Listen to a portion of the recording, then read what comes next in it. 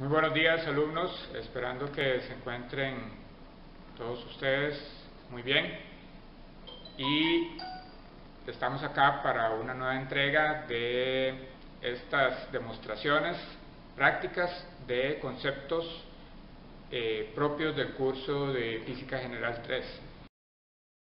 Lo primero que debemos hacer es una introducción teórica de este fenómeno para poderlo entender mejor, en donde básicamente lo que estamos viendo es la ley de inducción de Faraday-Lenz. Puede enunciarse esta de la siguiente manera: la Fm inducida en un circuito es igual al negativo de la velocidad con que cambia en el tiempo el flujo magnético a través del circuito. Esto es en términos matemáticos, básicamente entonces donde tenemos esta epsilon, que es el diferencial de un phi sub b sobre delta t negativo, y esto se traduce, ¿verdad?, como el diferencial en el tiempo de la integral de el campo, o el vector de campo magnético, por un vector diferencial de área, o SdA, que se ve ahí.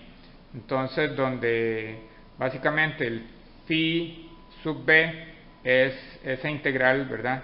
Y esto es el flujo magnético a través del circuito, que básicamente subtiende a un área A sobre la que se calcula este flujo. El signo negativo que se observa corresponde a la ley de Lenz, que dice que en un circuito conductor cerrado la corriente inducida aparece en una dirección tal y que ésta se opone al cambio que la produce. En otras palabras, ¿verdad?, la corriente inducida en el circuito, debido al cambio en el tiempo del flujo magnético, es tal que crea un flujo magnético opuesto al flujo inicial. Esta práctica que vamos a realizar entonces va a servir para darnos cuenta de esa magnitud de la inducción, por lo que la ley de Lenz no va a ser tomada en cuenta realmente. Sin embargo, hay un par de aspectos que se desprenden de esa primera ecuación que se observa ahí, que son importantes de mencionar.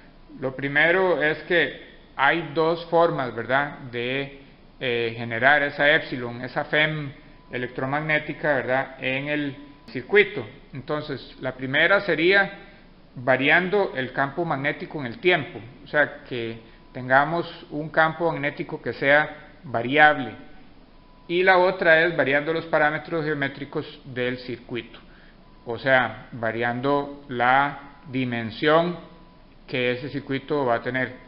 Esto es un poco impráctico, puesto que ya las bobinas tienen una dimensión dada con la que están construidas. Entonces, lo que se hace más práctico es poder variar ese campo magnético en el tiempo. Muy bien, para demostrar esta primera idea, entonces, para eso vamos a ocupar elementos básicos muy sencillos. Para la demostración estamos con un solenoide o una bobina similar a la que habíamos mostrado la última vez para hacer la demostración.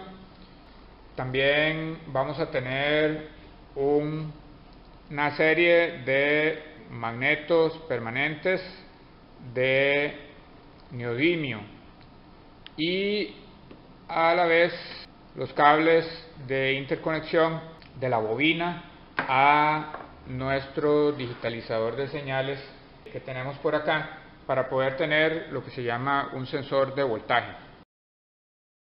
Lo primero sería conectar a estas bobinas con el sensor de voltaje, que básicamente lo observamos por acá. Son dos terminales, dos conexiones que vamos a poner pues de esta manera, y que vamos a llevar de manera tal que podemos entonces conectar, gracias a una conexión DIN, a nuestra interfase universal 550 Pasco. Posteriormente nos vamos a centrar entonces, una vez que ya tenemos conectados los bornes de nuestro solenoide con el cable que lo conecta a nuestro digitalizador de señales, que va a ser el caso, digamos, de un sensor de voltaje, y el magneto permanente, ¿verdad? Entonces, con el magneto permanente, él pues tiene una dirección de líneas de flujo, ¿verdad? Que nuevamente pues tiene como la misma forma como la que ya se había estudiado, entonces donde hay líneas de campo magnético, ¿verdad? Que salen de uno de los polos, entran en el otro y se extienden por afuera, ¿verdad? De manera tal que si nosotros entonces utilizamos la barrita esta para hacer una influencia de campo magnético sobre esa espira, entonces vamos a ver reflejado el fenómeno de inducción. Sin embargo, obsérvese que no es suficiente únicamente con tenerlo cerca o tenerlo incluso adentro. Al estar yo moviendo de forma periódica a la barrita de magnetos permanentes, es entonces que vamos a poder observar la influencia del campo magnético sobre la bobina, que en este caso, bueno, sería el solenoide, ¿verdad? Y en donde se está entonces generando el fenómeno de inducción.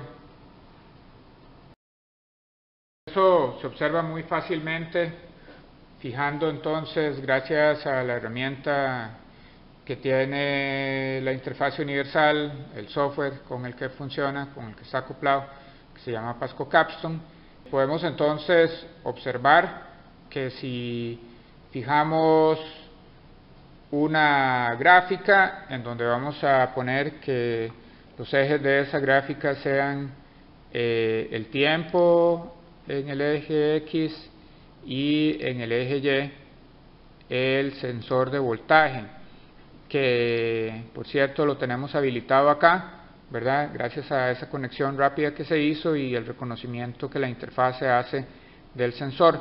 Entonces, en el momento en el que comenzamos, vamos a aumentar la velocidad de digitalización para tener también la capacidad de observar un poco mejor la señal, y le damos registrar. En el momento en el que yo comienzo a hacer la influencia periódica del magneto sobre el solenoide, entonces es que yo observo de que hay un fenómeno entonces de inducción electromagnética bastante importante sobre esa señal. Nuevamente, si yo dejo de moverlo, pero lo mantengo cercanamente a la cara del solenoide, yo voy a dejar de ver ese fenómeno actuando. Entonces, por eso es que es necesario que haya un campo magnético variable, que haya una variación. En el momento en que vuelvo a insertar y a volver a sacar de forma periódica la barrita del magneto permanente, entonces es que podemos volver a observar el fenómeno. Eso sería, alumnos y alumnas, la demostración que se tenía programada para el día de hoy. Espero que les haya sido de utilidad, que estén muy bien y muchas gracias. Hasta la próxima.